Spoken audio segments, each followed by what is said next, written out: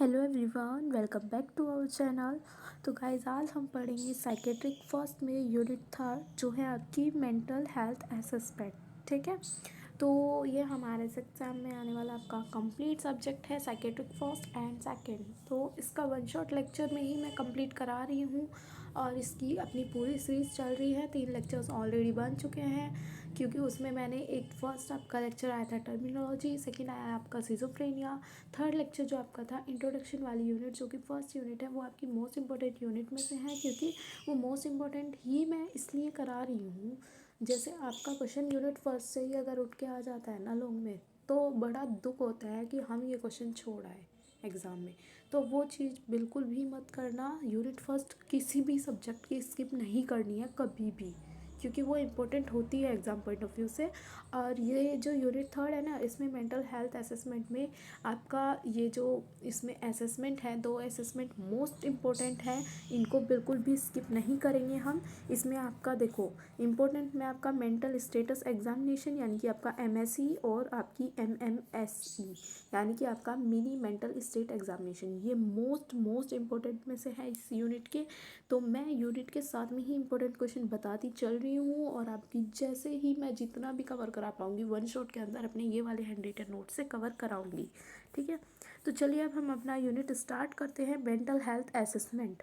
ठीक है, इसमें हमारे जितना भी था सिलेबस में, उसके अकॉर्डिंग मैंने शॉर्ट नोट्स अपने करे हुए हैं प्रिपेयर, तो मैं उसी से आपको बिल्कुल अच्छे से पढ़ा दूँगी। तो देखिए, पहले हमारा टॉपिक आता है हिस्ट्री टेकिंग। तो हिस्ट्री टेकिंग हमारा क्या होता है? जैसे हम कोई भी जाते हैं, जैसे हमारी साइकेट्रिक पोस्टिंग है, साइकेट्रिक पोस्टिंग में हमें असाइलम में ले जाया जाता है। वहाँ पे आपका यही है कि मेंटल हॉस्पिटल में आपका क्या होगा, आपके पास जो पेशेंट होंगे, पेशेंट से तो आप ऑब्वियस सी बात है कि नहीं हिस्ट्री ले पाओगे। ठीक है, उनकी जो फैमिली होगी उनसे आप पूछोगे। ठीक है, यानी कि आप वहाँ पे क्या कर रहे हो, अपना सिस्टम में कलेक्शन जो आपका होगा इन्फॉर्मेशन का about the patients mental, emotional और बिहेवियरल प्रॉब्लम्स जो उसकी है पेशेंट की, वो उसकी फैमिली से और जो वहाँ पे स्टाफ है उन सबको पता होता है, जो उनकी केयर कर रहे हैं उनसे आप ये सारी चीज़ें इन्फॉर्मेशन कलेक्ट करते हैं। तो हिस्ट्री टेकिंग का मीन्स आपका सीधा सीधा ये होता है कि सिस्टमेटिक आपका जो कलेक्शन है इन्फॉर्मेशंस का अबाउट द पेशेंट, वो आप अपने पास कलेक्ट कर रहे हैं। इसके कंपोनेंट क्या क्या होते हैं जो आपकी हिस्ट्री टेकिंग है, तो इसमें आपके कंपोनेंट आ जाएंगे, आप क्या क्या उसमें कलेक्ट कर रहे हैं। मतलब आपका आइडेंटिफिकेशन डाटा आता है। फर्स्ट आइडेंटिफिकेशन डाटा में आप देखिए, आपने जैसे NCP वगैरह बनवाते हैं प्रैक्टिकल में, तो उसमें आपकी हिस्ट्री टेकिंग वगैरह ये सब आता है, आइडेंटिफिकेशन डाटा ये सब आपको ऑलरेडी आता है। ठीक है, बस ये आपका यहाँ पे एज अ रीज़न आपका मैंने यहाँ पे लिखा हुआ है, तो मैं आपको ये क्लियर भी कर दूँगी। ठीक है, सी लेक्चर में। तो कंपोनेंट्स में आइडेंटिफिकेशन डाटा आता है हमारा फर्स्ट, इसके अंदर हिस्ट्री टेकिंग में। आइडेंटिफिकेशन डाटा में क्या क्या चीज़ इंक्लूड होती है, आपकी नेम होता है, एज होता है, जेंडर होता है, ऑक्यूपेशन होता है, मैरिटल स्टेटस आता है, एड्रेस आता है। ये सब चीज़ें आपके आइडेंटिफिकेशन डाटा के अंदर होते हैं। पेशेंट का आपका क्या, आप कैसे आइडेंटिफाई कर पाओगे उस पेशेंट को, तो आपको उसके बारे में पता भी तो होना चाहिए कि उसका नेम क्या है, एज क्या है, जेंडर क्या है, ऑक्यूपेशन क्या है, मैरिटल स्टेटस क्या है, उसका एड्रेस कहाँ से है वो पेशेंट। ठीक है, फिर उसकी चीफ कंप्लेंट्स आती है सेकंड नंबर पे। आपकी चीफ कंप्लेंट्स में आप क्या क्या करोगे, उसमें आपकी मेन प्रॉब्लम्स विद ड्यूरेशन आपको यहाँ पे लिखनी है। जैसे इसमें एग्जांपल सैडनेस आपकी 2 मंथ से चल रही है। ठीक है, वो चीज़ आपको यहाँ पे दिखानी होगी। ठीक है, इसमें क्या होगा, बाद में चीफ कंप्लेंट्स तो आपने कर ली, उसके बाद आप हिस्ट्री देखते हो। ठीक है, पेशेंट की कि प्रेजेंट इलनेस उसकी क्या है, प्रेजेंट इलनेस में आपकी क्या क्या आएगी, पहले हम ये देख लेते हैं। प्रेजेंट इलनेस में आपका ऑनसेट सडन या ग्रेजुअल है, या फिर आपका ड्यूरेशन हम देखेंगे, और कोर्स देखेंगे, प्रेसिपिटेटिंग फैक्टर्स देखते हैं, ट्रीटमेंट टेकन देखेंगे। ठीक है, तो ये सब चीज़ें क्या होती है कि जो हमारा प्रेजेंट अभी के टाइम पे चल रहा है, जो इसको बीमारी है पेशेंट को, वो चीज़ आपका देखेंगे यहाँ पे हम। ठीक, यहाँ पे हमने हिस्ट्री ले ली कि क्या क्या चीज़ हो रही है पेशेंट को, वो सारी चीज़ आपकी कंप्लेंट में आ जाएगी। ठीक, उसके बाद आपकी पास्ट साइकेट्रिक हिस्ट्री हम देखते हैं। पास्ट साइकेट्रिक हिस्ट्री का मतलब ये है हमारा यहाँ पे कि जैसे पेशेंट, अब तो प्रेजेंट हिस्ट्री है, आपको पता है कि आपके सामने है पेशेंट, पास्ट में मतलब उसको कोई प्रॉब्लम तो नहीं हुई, प्रीवियस कोई मेंटल इलनेस से वो पीड़ित तो नहीं है, हॉस्पिटलाइजेशन तो नहीं हुआ है वो, या फिर उसने सुसाइड अटेम्प्ट्स करने की कोशिश तो नहीं की है, सुसाइड करने का तो नहीं सोचा था उसने। ये सब चीज़ें आप उसकी फैमिली से डिस्कस करोगे, आप उसकी हिस्ट्री लोगे, ठीक है।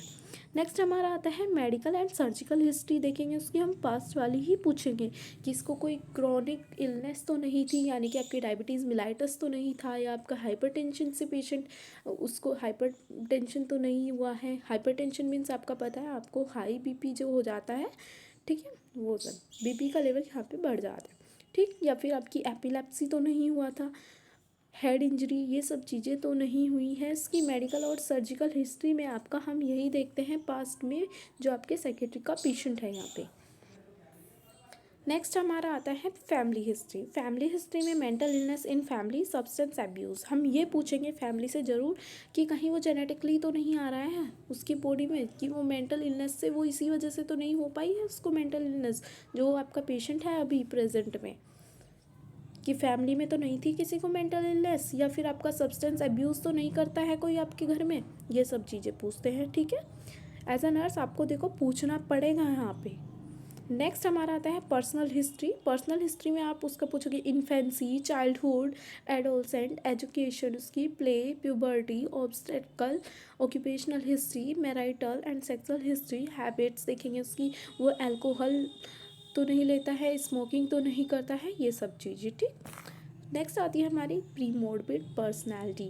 इसके अंदर हम क्या देखते हैं, बिहेवियर बिफोर इलनेस आपका क्या था, मतलब पहले कैसा था, इलनेस जो आपकी बीमारी हुई है उससे पहले पर्सन कैसा था, वो पेशेंट उसका बिहेवियर कैसा था, वो आपको फैमिली ही पहले बता सकती है, क्योंकि हमने तो अब देखा है पेशेंट को, ठीक है। तो आप उसकी पहले बिहेवियर देखेंगे, फिर उसका सोशल रिलेशनशिप कैसा है, मतलब सोसाइटी के साथ कैसा था वो पर्सन, फिर कोपिंग स्किल्स उसकी कैसी हो गई हैं अब, ये सब चीज़ें। आई होप आपको हिस्ट्री टेकिंग वाला टॉपिक समझ आ गया हो। यही था हमारा फर्स्ट टॉपिक इस यूनिट के अंदर। नेक्स्ट टॉपिक हमारा आता है, ये हमारा इम्पोर्टेंट टॉपिक है मेंटल स्टेटस एग्जामिनेशन। इसको हम MSE भी बोलते हैं। और हाँ, एक चीज़ ज़रूर ध्यान रखिएगा, एग्ज़ाम में आपसे डायरेक्ट ये भी पूछ सकते हैं कि एक्सप्लेन MSE, ठीक है। तो इसकी फुल फॉर्म जैसे कुछ होते हैं ना टर्म्स, उनको याद रखनी है ज़रूर आपको। अगर एग्ज़ामिनर ने MSc ही दे दिया MSE, तो आप ये ना सोचो वहाँ पे एग्ज़ाम में बैठ के कि MSc तो पता नहीं क्या था, ठीक है। इस चीज़ को बिल्कुल ध्यान रखा करो।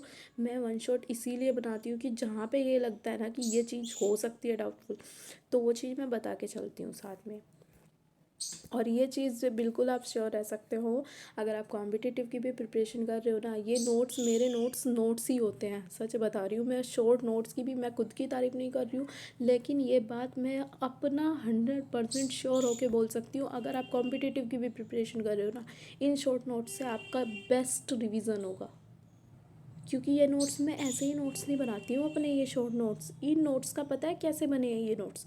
ये नोट्स आपके विज़न पब्लिकेशन की बुक, CBS की बुक, आपके आर श्रीवानी की बुक, ठाकुर पब्लिकेशन की बुक, और आपका थोड़ा ChatGPT की भी हेल्प खुद से भी लिख रही हूँ, और आपकी PR यादव बुक भी, ठीक। और आपकी मिशन परिचारिका भी, और NNL कोचिंग के नोट्स भी, इसमें सारी चीज़ें मिक्स अप करके जितने पॉइंट्स हो सकते हैं ना उतना ऐड करने की कोशिश करती हूँ शॉर्ट नोट्स के अंदर भी अपने। तो इस चीज़ का अपने माइंड से डाउट निकाल देना कि ये नोट्स इनफ हैं या अच्छे रहेंगे या नहीं। तो मैंने देखो, मेरे से जितना होता है मैं अपना 100% देने की कोशिश करती हूँ अपने नोट्स के अंदर। और मेरे शॉर्ट नोट्स मुझे पता है कि मैं किस तरह से प्रिपेयर करती हूँ, मैंने आपको बता दिया है, ठीक है। क्योंकि कुछ लोगों का डाउट ये था कि आप नोट्स कैसे बनाते हो, तो ये चीज़ भी मैंने यहीं पे बता दी है। तो इस चीज़ से बिल्कुल भी अपने माइंड में डाउट नहीं रखना है, क्योंकि मैंने देखो कितने सारे पॉइंट्स ऐड करे हैं। मैं शॉर्ट नोट्स में ये भी हो सकता था, ये जितना ये है ना, ये तुम्हारा इतने से इतनी सी स्क्रीन पे जो शो हो रहा है, इतने में भी ला सकती थी मैं इसको, लेकिन नहीं, ये चीज़ आपके आगे भी काम आएगी, ठीक है। तो इस चीज़ को बहुत अच्छे से पढ़ के जाना, और बहुत इम्पोर्टेंट है कॉम्पिटिटिव पर्पज़ से भी, और अब भी यूनिवर्सिटी के भी। और कॉम्पिटिटिव एग्ज़ाम आपका कोई सा भी हो, ये नहीं कि खाली नोट सेट, सभी एग्ज़ाम्स के लिए इनफ है भाई। शॉर्ट नोट्स ही चाहिए एंड में, तुम कितनी बुक पढ़ लो और कितनी कोचिंग कर लो, लेकिन शॉर्ट नोट्स चाहिए, तो ये बेस्ट नोट्स है। और तुम्हें ये चीज़ पता है कि मेरे short notes free of cost ही रहते हैं, और मैं तो हमेशा से ही शॉर्ट नोट से ही पढ़ती आई हूँ, क्योंकि भाई मैं बुक से पढ़ लेती हूँ, उसके बाद ही मेरे शॉर्ट नोट्स बनते हैं। तो मैंने तो हमेशा से ही शॉर्ट नोट्स फॉलो किया है। आपको अपने शॉर्ट नोट्स बनाने हैं, आप खुद से भी बना सकते हो। मेरे तो ये जो शॉर्ट नोट्स होते हैं मैं यहाँ पे पढ़ा देती हूँ। बाकी चलो अब हम स्टार्ट करते हैं।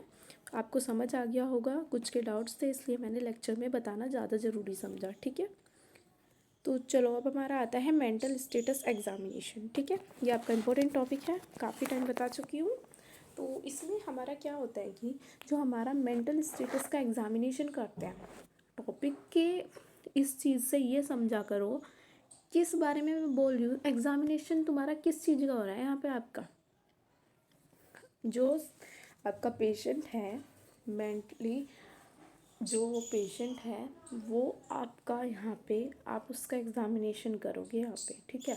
ये हमारा फर्स्ट पॉइंट में क्या बताया गया है कि it is the most important and commonly use method to diagnosis of mental disorders. ये हमारा मोस्ट इम्पोर्टेंट और कॉमनली यूज मेथड है, किस चीज़ के लिए है, डायग्नोज करने के लिए मेंटल डिसऑर्डर को, ठीक है। फिर हमारा सेकेंड पॉइंट में क्या बताया गया है कि जो हमारा एमएसई है, ये हमारा साइकेट्रिस्ट जो वर्जन है ऑफ द फिज़िकल एग्जामिनेशन है। ये हमारा साइकेट्रिस्ट वर्जन ने क्या बोला है कि जो हमारा जो ये था ना फिज़िकल एग्जामिनेशन, हम नॉर्मली करते हैं जो दूसरी डिजीज कंडीशन में आप देखते हो, लेकिन जो मेंटल पेशेंट है एबनॉर्मल है, मेंटली एबनॉर्मल, तो उसमें आपका क्या देखोगे कि आप यहाँ पे मेंटल स्टेटस का कर रहे हो, तो यहाँ पे आपका इसलिए साइकेट्रिस्ट वर्जन निकाला है, लेकिन है ये भी फिजिकल एग्जामिनेशन ही आपका आपका दूसरा नेम आप यहाँ पे लेके चल सकते हो उसका। थर्ड पॉइंट आपका आता है यहाँ पे, ये हमें इन 1918, ठीक है, Adolf Meyer developed an outline for a standardised method to evaluate a patient's mental status. In 1918 यहाँ पे एडोल्फ मेयर ने डेवलप की थी outline for a standardised method, किसके लिए की थी, इवेलुएट करने के लिए पेशेंट के मेंटल स्टेटस को। और ये एमएससी तभी किया गया था, और किसने किया था, ये एडोल्फ मेयर ने, ठीक है। फिर हमारा आता है फोर्थ पॉइंट, जो कि हमें इसमें बताया गया फोर्थ पॉइंट में एमएससी हमारा सिस्टमिक इवैल्यूएशन है और एरिया के लिए, जो कि आपकी क्लाइंट्स मेंटल फंक्शनिंग को देखता है यहाँ पे, ठीक। नेक्स्ट हमारा आता है एमएसई हमारा इम्पोर्टेंट पार्ट होता है क्लिनिकल असेसमेंट के लिए, जो हमारा न्यूरोलॉजिकल एंड साइकेट्रिक प्रैक्टिस के लिए बहुत ज़्यादा इम्पोर्टेंट होता है। ये प्रोसेस है हमारा clinical assessment process, neurological and psychiatric practice के लिए मोस्ट इम्पोर्टेंट पार्ट होता है, ठीक है। लास्ट पॉइंट हमारा इसके अंदर आता है, ये हमारा स्ट्रक्चर्ड वे है ऑब्जर्विंग के लिए और डिस्क्राइब करने के लिए पेशेंट की साइकोलॉजिकल फंक्शनिंग को, जो हमें at a given point in time, जो टाइम दिया हुआ होता है आपको, इस पॉइंट ऑफ टाइम में आपको ये चीज़ का असेसमेंट करना है। जैसे आप यहाँ पे मेंटल स्टेटस एग्जामिनेशन करोगी, ठीक है, इसमें आपके एग्जाम्पल क्या क्या आएंगे, जैसे आप साइकोलॉजिकल फंक्शनिंग वगैरह करते हो ना, जैसे ये न्यूरोलॉजिकल एंड साइकेट्रिक प्रैक्टिस कर रहे हैं, यहाँ पे आपका एग्जाम्पल आप क्या दे सकते हो उसमें, mood affect in depression and cognitive functions in delirium and dementia. ये टर्म्स दोनों ऑलरेडी बता चुकी हूँ, ठीक है। दोनों क्या, ये डिप्रेशन वाली भी बताई है, डेलीरियम भी बताई है, एंड डिमेंशिया भी बताई है। टर्मिनोलॉजी पहले ही बोला है, टर्मिनोलॉजी के बाद ही इस लेक्चर पे आना। टर्मिनोलॉजी जब याद हो जाए ना तभी साइकेट्रिक स्टार्ट करना, अदरवाइज साइकेट्रिक याद करना बहुत मुश्किल है, पहले ही बोल रही हूँ, वरना साइकेट्रिक ईजी है अगर आपको टर्मिनोलॉजी लर्न है। मैं कोई ऐसे नहीं बोलती, कोई चीज़ मैंने देखी होगी करके तभी मैं बोलती होगी, तो इसलिए पहले ही बोल रही हूँ टर्मिनोलॉजी लर्न कर लो, हर लेक्चर में बोल रही हूँ। नेक्स्ट हमारे आते हैं कंपोनेंट्स ऑफ एमएससी। एमएससी के कंपोनेंट्स क्या क्या आएंगे, ये आप ट्रिक एसेप्टिक से आप लर्न कर सकते हैं। और हाँ, एक चीज़ ध्यान रखना, कंपोनेंट्स जो होते हैं ना, इसको आप डोमेन्स भी बोल सकते हैं, डोमेन्स ऑफ एमएससी, ठीक है। तो एमएससी के जो डोमेन्स हैं, कंपोनेंट्स हैं आपके, एसेप्टिक ट्रिक से आप देख रहे होंगे कैसे मैंने इसमें किया है। एसेप्टिक ए से आपका अपीयरेंस एंड बिहेवियर, एस से आपका स्पीच हो गया, ई से आपका इमोशन हो गया जिसमें आपके मूड एंड इफेक्ट आते हैं, पी से आपका परसेप्शन आ गया, टी से आपका थॉट कंट्रोल एंड प्रोसेस आ गया, आई से आपका इंसाइट एंड जजमेंट आ गया, सी से आपका कॉग्निशन आ गया। ठीक है, अब इसके बारे में थोड़ा थोड़ा पढ़ लेते हैं। अपीयरेंस एंड बिहेवियर के बारे में हम फर्स्ट में देखते हैं।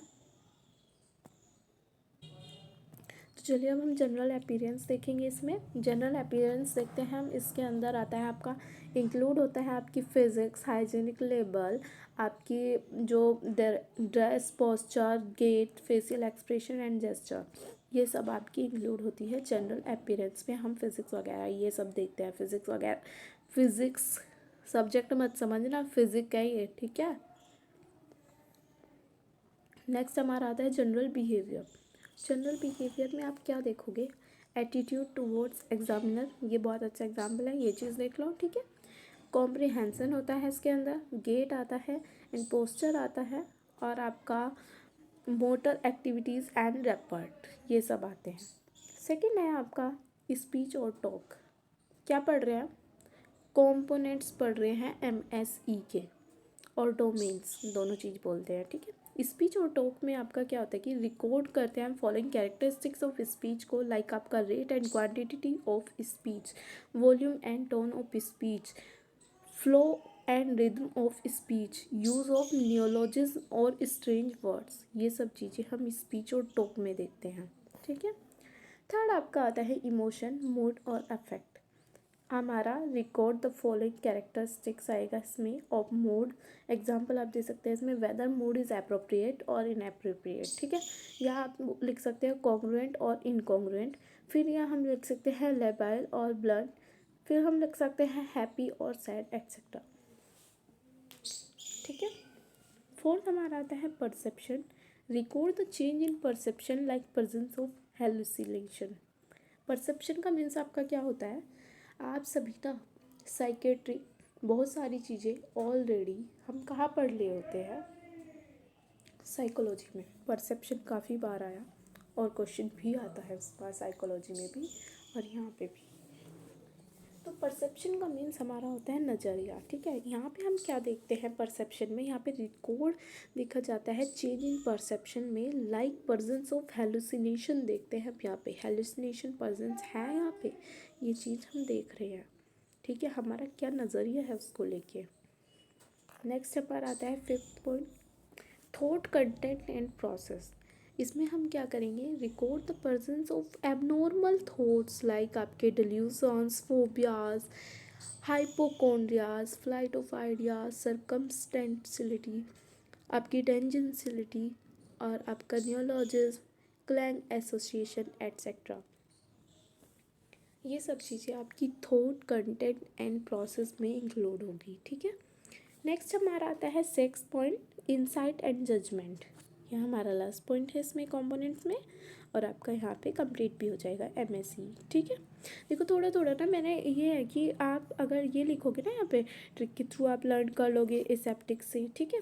इसमें ना आप ये जो चीज़ें लिखी हुई है एसेप्टिक वाली, यहाँ पे ऐसे लिखने के बाद आप एक फ्लो चार्ट की फॉर्म में, जैसे क्लाउड बना के, सर्कल बना के, बीच में क्लाउड बना के, इस तरह से आप एक बहुत अच्छा सा चार्ट भी बना सकते हो एग्ज़ाम में प्रेजेंट करने के लिए, ठीक है। नेक्स्ट हमारा आता है, इसमें ही आपका 6 पॉइंट बचता था ना, इसमें इंसाइट एंड जजमेंट देख लेते हैं। अब हम पहले हम देखेंगे इंसाइट। इंसाइट में हम क्या करते हैं, फर्स्टली हम क्या देखेंगे, ask various questions to assess whether insight is present और एब्सेंट स्टेट ऑफ इलनेस, ठीक। इसमें हम वेरियस क्वेश्चन जो करेंगे एसेस करने के लिए पेशेंट को, वेदर इंसाइट, ठीक है, वहाँ पे प्रेजेंट है या फिर एब्सेंट स्टेट ऑफ इलनेस, ये देखते हैं इंसाइट के अंदर, ठीक। सेकंड आपका पॉइंट क्या रहने वाला है इसमें, जब हमारा पेशेंट है ना वो कंप्लीट डिनाइल ऑफ इलनेस करेगा या फिर वो शो करेगा कंप्लीट लैक ऑफ इंसाइट को। थर्ड पॉइंट आएगा उसमें, वहाँ पे पेशेंट क्या बोलता है कि ही या सी, ठीक, brought to hospital because of his और her mental illness, this so full insight is present. वहाँ पे patient full insight is present हो रही है आपको, ठीक। ये आपका इनसाइट के अंदर आ जाएगा। नेक्स्ट आपका आता है judgement. Judgement can be tested by ability. Ability के थ्रू हम उसको टेस्ट कर सकते हैं जजमेंट को, कैसे आपका पेशेंट सॉल्व कर रहा है प्रॉब्लम को, डिसीजन ले रहा है, या फिर आप उससे asking the meaning of proverb देख सकते हैं करके, तो तब भी आप उसको जजमेंट कर सकते हैं। आई होप अब आपको एमएसई क्लियर हो गया होगा। एमएसई आपका मेंटल स्टेटस एग्जामिनेशन, ठीक है। तो आपका ये फर्स्ट इंपॉर्टेंट टॉपिक कवर हो गया है। यहाँ पे 2 टॉपिक आपके हो चुके हैं सिलेबस के अकॉर्डिंग तो, लेकिन फर्स्ट इंपॉर्टेंट टॉपिक था वो आपका। सेकंड इंपॉर्टेंट टॉपिक, इस यूनिट में 2 इंपॉर्टेंट टॉपिक आते हैं, एमएसई और आपका एमएमएसई, एमएसई एंड एमएमएसई, ठीक। ये दोनों इंपॉर्टेंट टॉपिक है। तो हम अपना सेकंड इंपॉर्टेंट टॉपिक देखेंगे इसके अंदर। वैसे थर्ड टॉपिक है ये सिलेबस के अकॉर्डिंग तो, मिनी मेंटल स्टेट एग्जामिनेशन। चलिए अब हम इसको स्टार्ट करते हैं।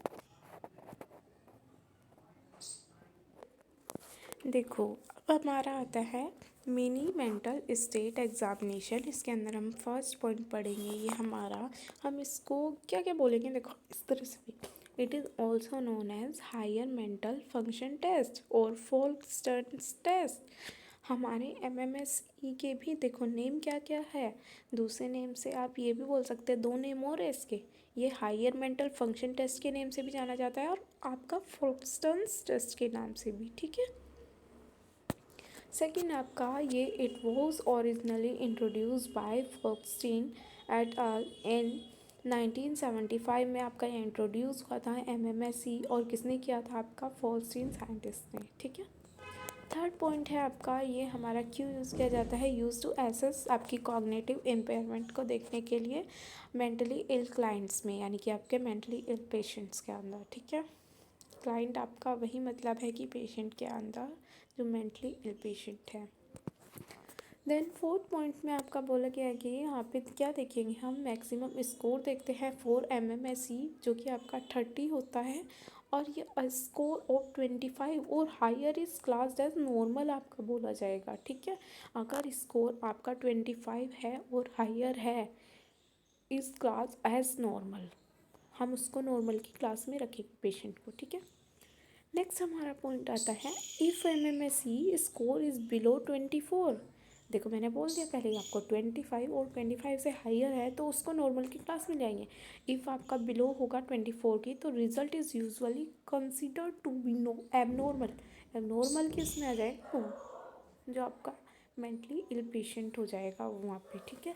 इंडिकेटिंग पॉसिबल कॉग्निटिव इम्पेयरमेंट उसके अंदर इंडिकेट की जाएगी।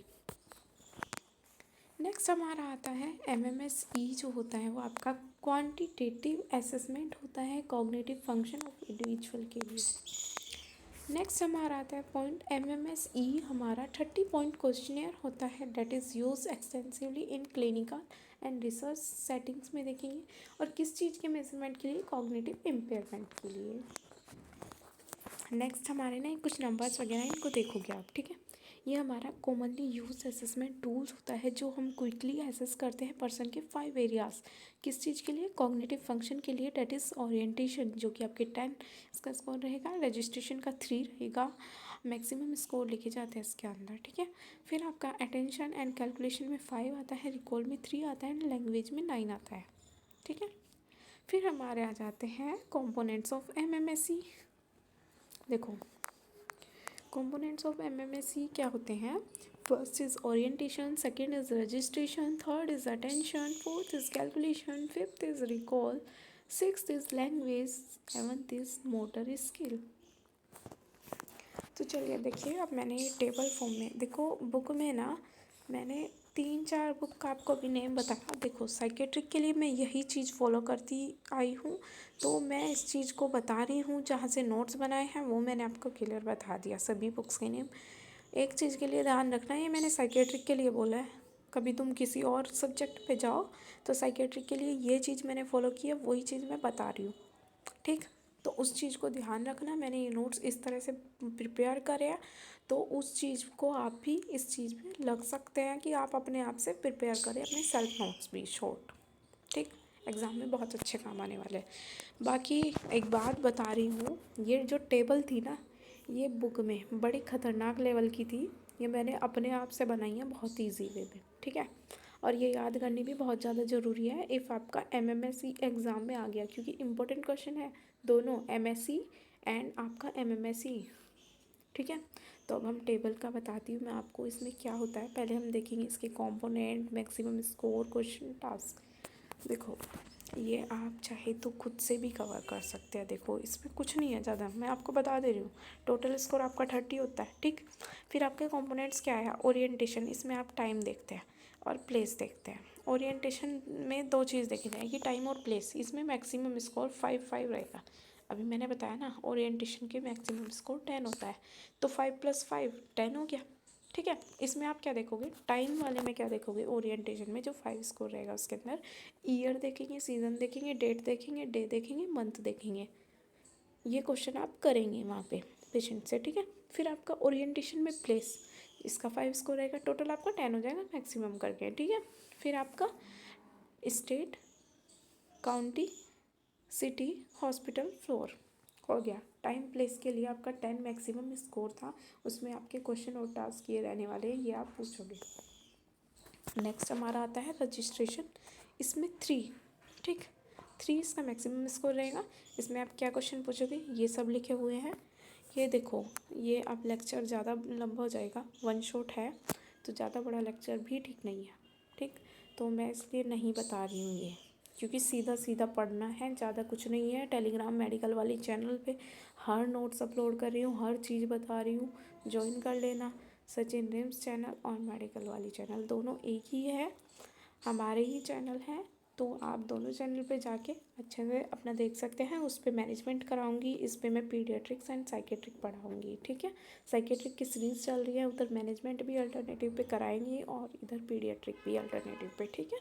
अल्टरनेटिव डे पे मैं करा दूँगी, बट दोनों चैनल को सब्सक्राइब करके रखिए और टेलीग्राम चैनल भी दोनों ज्वाइन कर लीजिएगा। बाकी ये टेबल आप खुद से देख लेना, मैंने बता दिया है इस तरह से करनी है।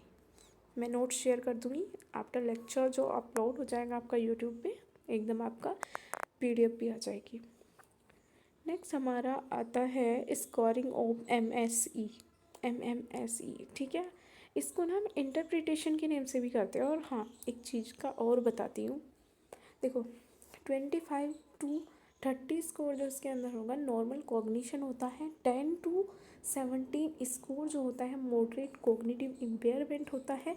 18 to 24 जो स्कोर रहता है माइल्ड कॉग्निटिव इम्पेयरमेंट का रहता है। <9 हमारा सीवियर कॉग्निटिव इम्पेयरमेंट का रहता है।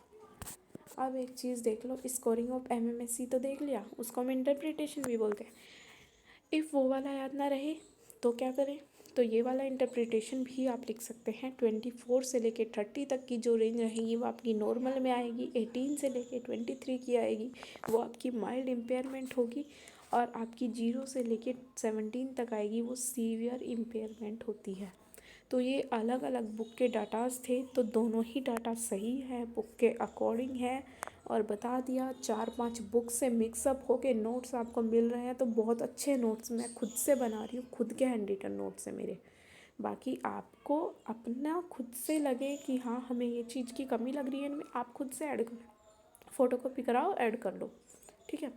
मैं अपने नोट्स का बता रही हूँ, मुझे खुद लगता है कि हाँ ये चीज़ इनफ है, तो वो चीज़ आप अपने अकॉर्डिंग देख सकते हैं। बाकी इंडिकेशन क्या है इसके अंदर, एसेस कॉग्निटिव फंक्शंस। इंडिकेशन का मतलब क्या होता है, फार्मा में याद होगा ना, यूज़, ठीक है। अब कहाँ कहाँ पे उसको, आपकी कहाँ कहाँ पे इंडिकेशन मिल रहा है, इसमें क्या किस चीज़ के लिए कर रहे हैं आप वहाँ पे एसेस कर सकते हैं। अब इससे कॉग्निटिव फंक्शंस को, सस्पेक्टेड डिमेंशिया और डेलीरियम देख सकते हैं, और आपकी मेमोरी प्रॉब्लम्स को देख सकते हैं। हेड इंजरी, स्ट्रोक तो नहीं है, ये देख सकते हैं। मॉनिटर कर सकते हैं कॉग्निटिव डिक्लाइन को। नेक्स्ट हमारे पॉइंट आते हैं एडवांटेज ऑफ एमएमएसई और डिसएडवांटेजेस ऑफ एमएमएसई, ठीक है। चलिए अब हम पहले देख लेते हैं एडवांटेजेस एमएमएसई के। फर्स्ट हमारा आता है, ये हमारा सिंपल होता है और क्विक होता है। इसमें हमारी 10 to 15 मिनट जो रहती, 5 to 10 मिनट्स जो रहती है ये लगती है, तो सिंपल है और क्विक है, ठीक है। सेकंड आपका ये इजी होता है एडमिनिस्टर करने के लिए। थर्ड आपका ये, इसमें कोई स्पेशल इक्विपमेंट रिक्वायर नहीं होता है। नेक्स्ट फोर्थ पॉइंट में क्या बोला गया है कि ये हमारा स्टैंडर्डाइज स्कोरिंग जो हमारी इसकी होती है वो टोटल 30 होती है। फिर हमारा नेक्स्ट पॉइंट है, इसमें यूज़फुल होता है आपका किस चीज़ के लिए, स्क्रीनिंग डिमेंशिया के लिए। फिर हमारा लास्ट पॉइंट आता है इसके अंदर, can monitor changes over time. ठीक है। नेक्स्ट हमारा आता है डिसएडवांटेजेस ऑफ एमएमएसई। इसका फर्स्ट पॉइंट क्या बताया गया है कि ये हमारा नॉट वेरी सेंसिटिव होता है फॉर माइल्ड कॉग्निटिव इम्पेयरमेंट के लिए। ठीक। सेकंड में बोला गया है कि अफेक्टेड होता है बाय एजुकेशन लेवल, इसकी वजह से ही। ठीक है, जो हमारा एमएमएसई है। थर्ड हमारा लैंग्वेज एंड कल्चरल बियास हो जाता है। और फोर्थ में आपका बोला गया है कि इसमें doesn't access all cognitive domains deeply. Next point में बोला गया है कि can not diagnose dementia alone. हम अकेले डिमेंशिया को, इसकी जो डिमेंशिया है ना, इसको हम कर नहीं सकते डायग्नोज, इसमें ओनली स्क्रीनिंग टूल के थ्रू कर पाएंगे, क्योंकि इसमें लिखा है ना मैंने, यूज़फुल फॉर स्क्रीनिंग डिमेंशिया, ये एडवांटेज में लिखा है मैंने, देखो ये वाला पॉइंट जो भी बताया था। फिर नेक्स्ट लास्ट पॉइंट हमारा इसमें डिसएडवांटेज में है, ये हमारा लेस यूज़फुल भी होता है इन इलिटरेट पेशेंट के लिए। ठीक, क्योंकि देखो लिटरेट होना भी ज़रूरी है। इलिटरेट पेशेंट को आप ये बताओगे कुछ भी चीज़, या फिर उसकी फैमिली को इलिटरेट हुई अगर फैमिली, तो उस चीज़ में भी प्रॉब्लम आ जाती है। ठीक है, तो ये डिसएडवांटेज में आएगा इसके। तो देखो, दो मैंने बता दी, एमएसई और एमएमएसई, ये तो आपको पढ़ने ही पढ़ने हैं, बाकी को आप ओवरव्यू सा भी ले लोगे चैप्टर में तो चलेगा इस यूनिट का। ठीक है, तो इसमें न्यूरोलॉजिकल एग्जामिनेशन, हिस्ट्री टेकिंग आपका हुआ, और आपकी देखो ये इन्वेस्टिगेशंस हुई, साइकोलॉजिकल टेस्ट हुए। देखो role of nurse in psychiatric assessment, ये तो ज़रूर कर लेना, क्योंकि रोल ऑफ नर्स मैंने हमेशा बताया है हर यूनिट में इम्पोर्टेंट है और वही लिखोगे ज़रूर। ठीक, तो चलो अब हम करते हैं, ये बस मेरे अकॉर्डिंग ये है जो मुझे इम्पोर्टेंट लगी। दो पॉइंट आपके, दो टॉपिक थे वो बता दिए, वो तो करने ही करने हैं, बाकी करने ये भी है। कभी अगर आगे आए तुम लोग मुझे ही बोल दोगे कि मेडिकल वाली ने तो ये बताया था, तो इसलिए करके ये भी जाना। तो न्यूरोलॉजिकल एग्जामिनेशन आपका क्या होता है, आप खुद से ही समझ जाओगे। न्यूरोलॉजिकल एग्जामिनेशन जो आपका होता है ना, ये AHN यानी कि हमने MSN में पढ़ चुके होते हैं। तो जो NE है आपका, ये हमारा सिस्टमेटिक असेसमेंट होता है ऑफ द नर्वस सिस्टम के लिए, to detect any organ brain disorder.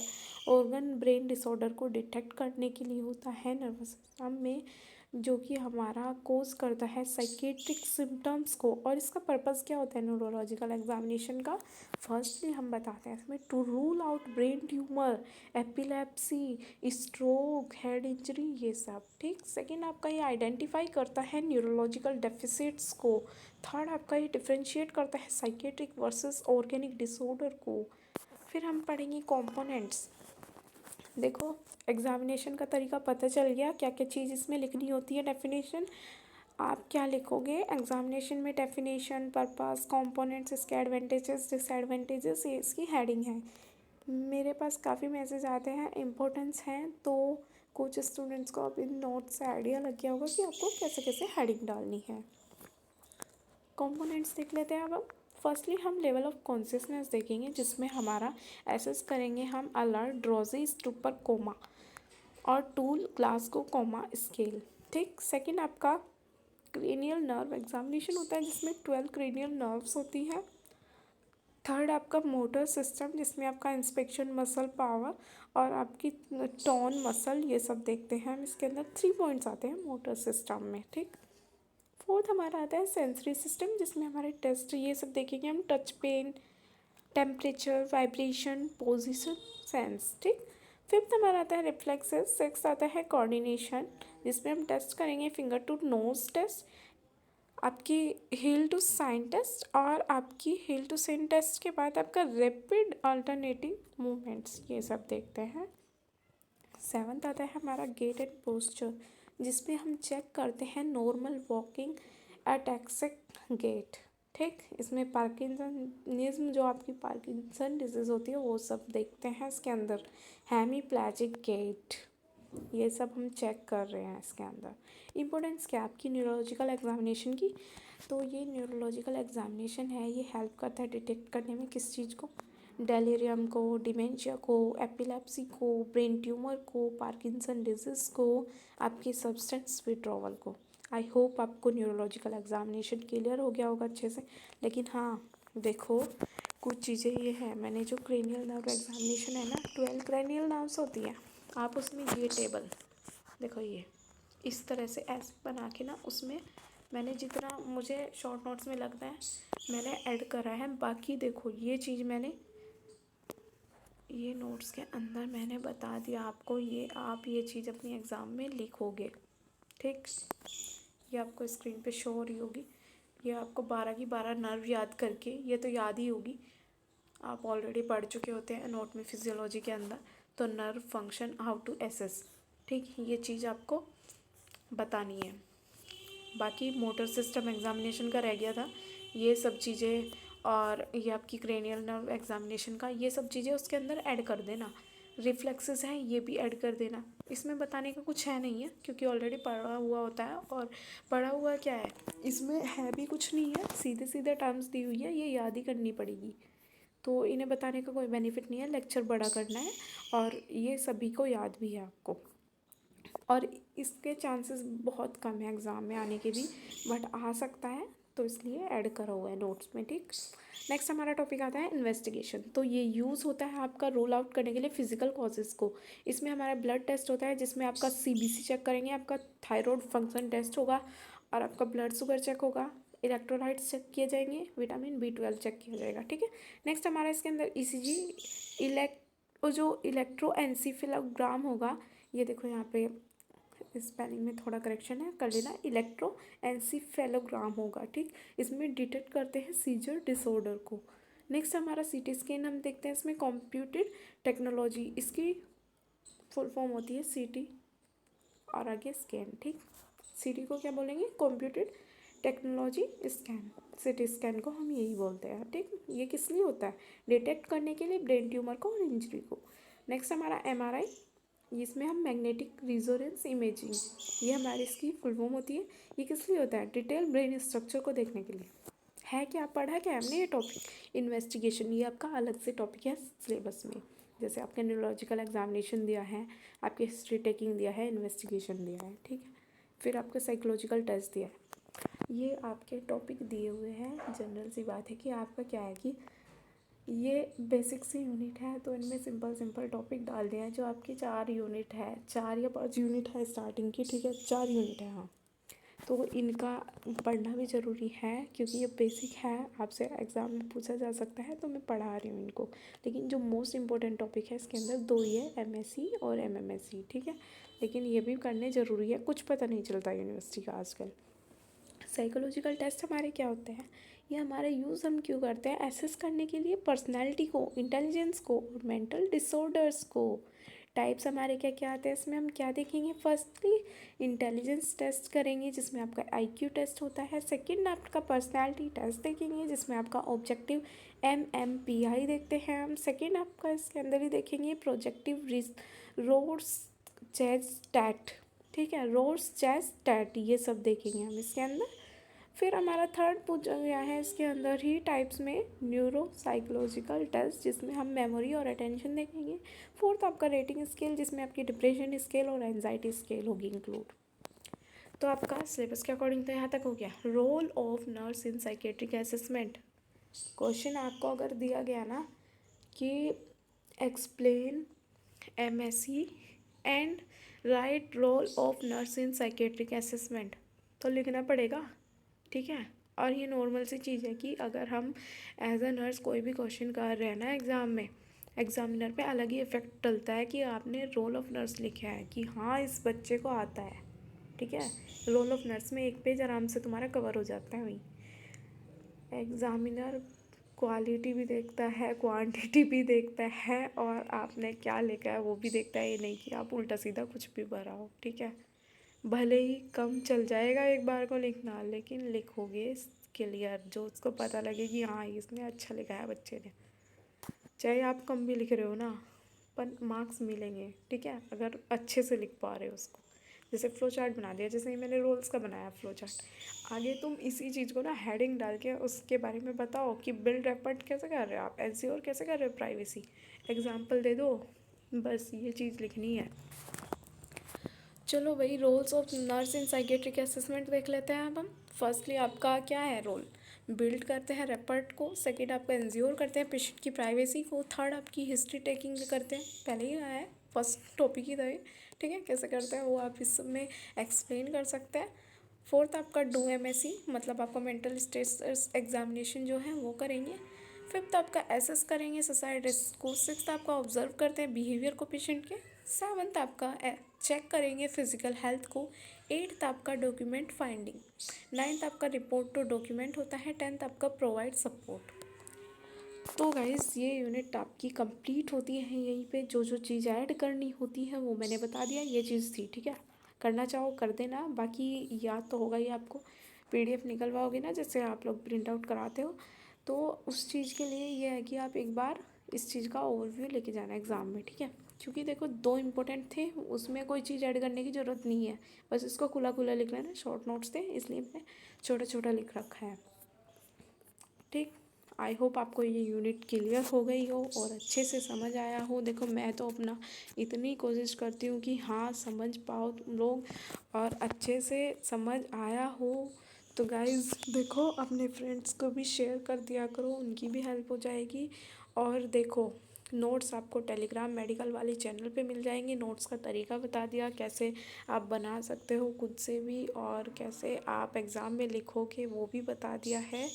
बाकी वीडियो को शेयर कर देना अपने फ्रेंड्स के साथ। वीडियो अच्छी लगे तो लाइक कर दीजिएगा। नेक्स्ट वीडियो के लिए चैनल को सब्सक्राइब कर लेना, आपको नोटिफिकेशन मिल जाएगा, वरना वीडियो मिस हो गई तो फिर भी आपको कोई प्रॉब्लम है, ठीक है गाइस। तो चैनल को सब्सक्राइब कर लेना। बाकी कोई डाउट हो कमेंट सेक्शन में लिख लेना, या आपका टेलीग्राम चैनल की ID मैंने बताई हुई है। बाकी गाइज वन शॉट भी काफ़ी बड़ा हो गया, क्योंकि देखो सारी चीज़ कवर करानी होती है मुझे इसी लेक्चर के अंदर। तो आप कोई डाउट नहीं रहना चाहिए, आपको डाउट होगा कमेंट सेक्शन में पूछ लेना। Thank you.